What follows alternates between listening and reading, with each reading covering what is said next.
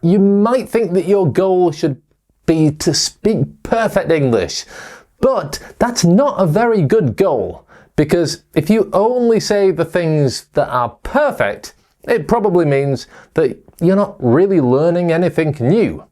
To improve, you have to try new things, you have to make mistakes, and most importantly, you have to learn from those mistakes. So in this lesson, I'm going to show you some real mistakes that some of my students have made. These are very common mistakes from students at the upper intermediate and advanced level of English.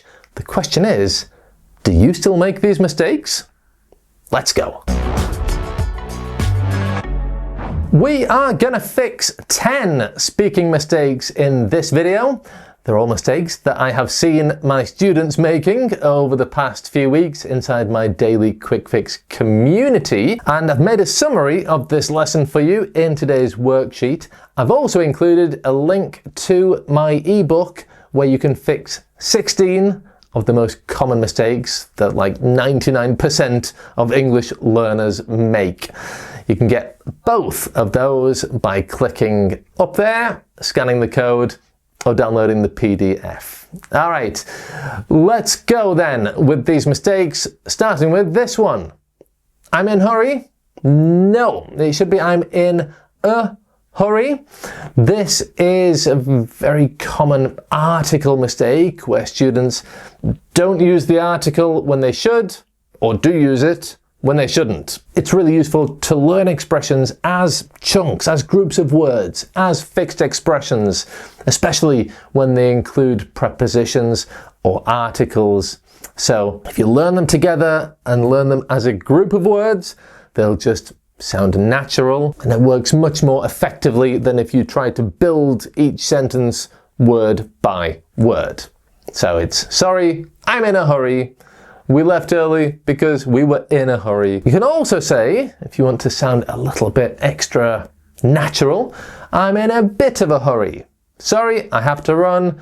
I'm in a bit of a hurry. Or you can also use the word rush instead of hurry. This works in exactly the same way with the word I'm in a rush, or I'm in a bit of a rush. Okay, number 2 is this one here. A lot of tourists. If you use a lot of with a countable thing, like tourists, then you need the plural. So it's not a lot of tourists visit the city in summer, it's a lot of tourists, plural, visit the city in summer. If you're using an uncountable noun, then yeah, you use the singular, like I have a lot of sugar in my tea. But if it's countable, you need to make it plural. A lot of students, plural, make this mistake. All right, the next one was this. I could ever seen. It was the context, it was the best show I could ever seen. No. It was the best show I could ever see. Maybe I have ever seen, yes, but with can, we need the infinitive after. That's the same for could, should, would, must. Okay, we just use the base verb, so not seen, but see. I could do it tomorrow. You should tell her the truth. Okay, so just the base verb, do, and tell after these modal verbs like can, must, should. Okay, the next mistake is this. Everything is changed now. No, everything has changed now. Okay, in this situation, we need the present perfect. Okay, something changed in the past. The result is true now. It has an effect on the present, so we need the present perfect. My life has changed a lot.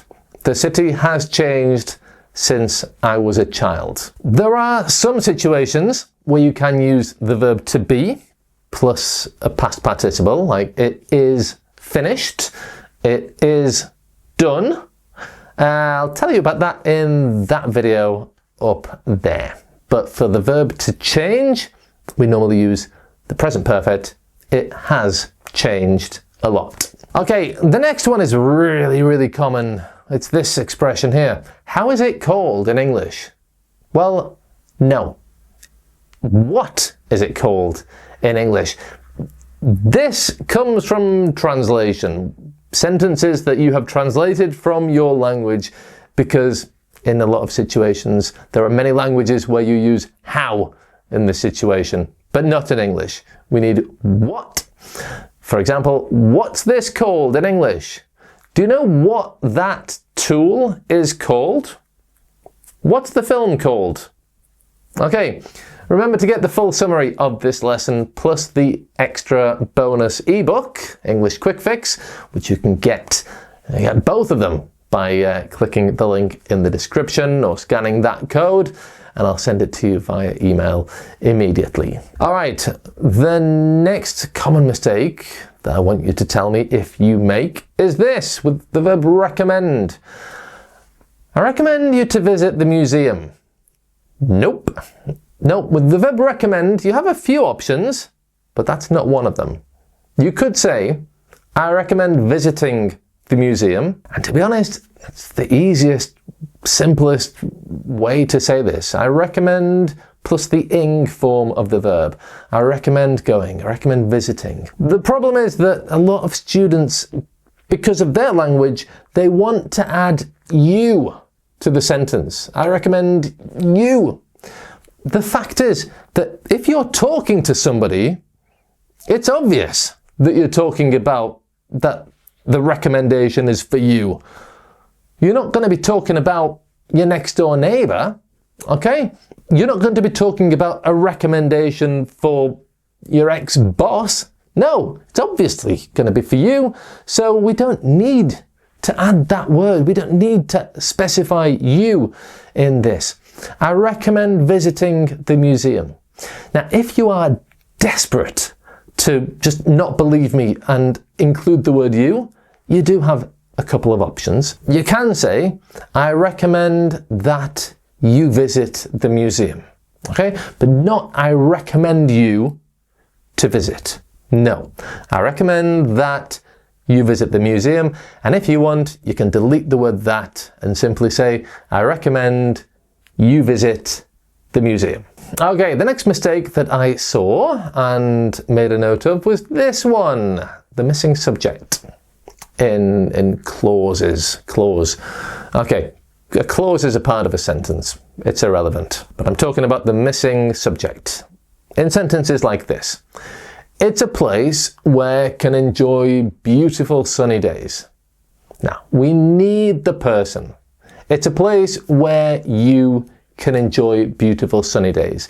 Even if we're not specifically talking about you, even if we're just talking about people in general, life in general, we need the subject. Okay? So if you're talking in general, use you. Okay? It doesn't always mean you personally. No. It's a place where you can relax. You. People in general. This is a restaurant where people come to celebrate. Okay, so you can say people, but very often we use you. All right, here's one that you should know. I have 30 years. No. I have hungry. No. I am 30. I am hungry. I am 40. I am whatever. In English, we use the verb to be for many personal states. Okay, so talking about your age, if you're hungry or thirsty, they're all adjectives. Okay, they're all adjectives. They all describe your state, basically. And for those, we need the verb to be. I'm thirsty. She's 42. We were tired after the trip. Okay, so always use the verb to be for those situations. Number 10 is my favorite, by the way. I love it. Let's do number 9 first, though. Logically, preposition mistakes. Okay, people go at the beach in summer. No, you go to a place. So if you're describing where you are, where are you? I'm at the beach. Okay, or on the beach. Which one? I'll tell you in that video. But if you use the verb go, we need to. Okay, I'm going to the beach, I'm going to the shop, I'm going to England. Not I'm going in England, I'm going at the beach. No, with go we need to. Okay, another preposition mistake was this. He's into a relationship. No, into describes movement, okay, like I walked into the shop. Okay, it describes the movement from being outside the shop to being inside the shop. I walked into the shop. I ran into the shop. I went into the shop. In this situation though, where there's no movement, okay, we're just describing the fact that he is in a relationship. He is in the shop as well. All right, my favorites. Number 10, literal translation phrases. This is something that I hear all the time, and it's related to idioms. Okay, so either I'll hear a mistake with an idiom, like the salt of the life instead of the salt of life. Like humor is the salt of life. It's great to try. It's normal to make mistakes. You have to learn from your mistakes, as I said. But my favorite type of mistake is when students directly translate idioms from their language, which then make absolutely no sense in English. It's great, and it's actually, sometimes it works, and sometimes you can think, wow, like, I love that expression. It really opens the door to a little cultural, to a little part of the student's culture. I'm talking about stuff like this, from lost to the river. This is something that I hear Spanish-speaking students say a lot, and it means absolutely nothing in English if you say this. In English, what we would say is something like, we've got nothing to lose. We might as well try. Let's just go for it. Okay, but from lost to the river? No. It means nothing. So try, yes, try. Sometimes translating idioms works, sometimes it doesn't. The best thing you can do is try, and if it doesn't, then learn the correct one, because idioms are great. They are really great to use. All right, now leave a comment telling me which of these mistakes you still make. Be honest. I do want to know, and I will read the comments. This video was about grammar mistakes. After you've left a comment, watch that video to fix 20 pronunciation mistakes that my students have made, and that's going to really help you speak more clearly. So I'll see you there, and you would make me so happy if the next thing you did was click subscribe. Just saying. Bye for now.